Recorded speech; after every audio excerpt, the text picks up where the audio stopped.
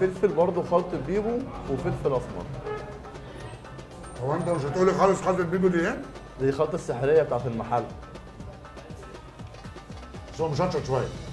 هو في لازم يكون ممبار مشطشط عشان تحس ان انت تاكل ممبار. انا ماليش في المشطشط عادي. طيب نيجي بقى ايه؟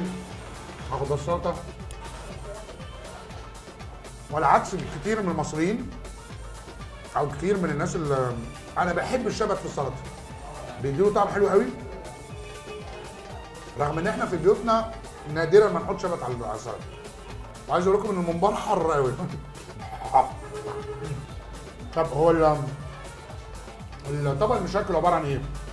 طبق المشكل عبارة عن سجق، ممبار، ولحم ستيك لحم ستيك، لحمه مشويه، وكبدة. والكبده بقى هي اللي فيها الصوص تحت. يا فندم تمام. ده الصوص بقى فيها طماطم وبصل وفلفل. وفلفل. والكبده بامانه الكبده بلدي ولا مستورد؟ بلدي والله. انا بالعلم انا عايز اقول لك حاجه. انا واحد من الناس ما بيضايقنيش خالص اللحم المستورد لسبب. اللحم المستورد صحي اكتر لان هو عاده يعني بالذات لو جاي من البلاد اللي زي استراليا او البرازيل او كده بيبقى لحمه مراعي. هو البهيمه طول ما هي ماشيه بترعى. فده احسن، ده احسن من اللي هو طريقه التغذيه بتاعتنا. فانا ما اتضايقش يعني. احنا حضرتك فاتحين محل جزاره عشان خاطر الزبون يطمن ان الحاجه قدامه مش اكتر من كده. عشان كده مكتوب 30 سنه خبره في مجال اللحوم. يعني انتوا عندكم جزاره اسمها محل جزاره فين بقى؟ ورا حضرتك كده. شارع شارع الجسر موجود. شارع الجسر. وهو اللي بتجيبه، هو بيجيبه منه الحاجه. عشان يبقى قدام الزبون يطمن ويعرف بياكل ايه. طب ندوق اللحمه؟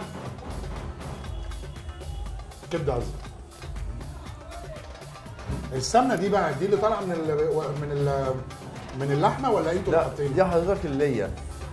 ليه؟ احنا بنشتري ليه ضاني، بنجيب ليه ضاني بنعمل بقى كل انواع الاكل بتاعنا خام. لا يا راجل.